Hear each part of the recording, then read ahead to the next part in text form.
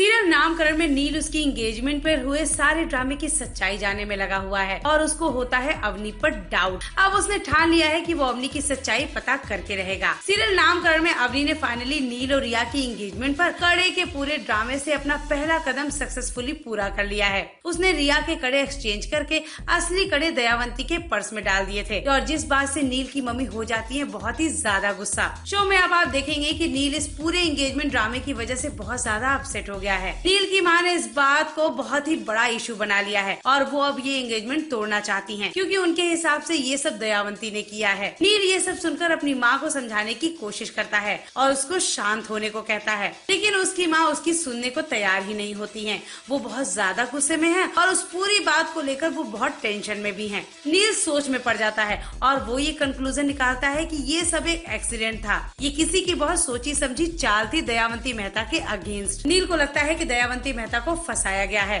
नील का सबसे पहले ध्यान जाता है अवनी पर कि वो घर की मेंबर नहीं है और एक आउटसाइडर है। इसीलिए नील करता है डिसाइड कि वो अब अवनी के मेहता परिवार के रिश्ते के बारे में सब पता लगा के रहेगा। इसीलिए नील अब अवनी के अतीत के बारे में जानने की कोशिश करेगा कि आखिर उसके मेहता परिवार से क्या रिश्ते हैं। अब देखते हैं कि क्या नील अवनी और दयावंती मेहता के रिश्ते की सच्चाई पता लगा पाएगा या नहीं। पहले शो से जुड़ी सारी अपडेट्स जानने के लिए प्लीज सब्सक्राइब अस।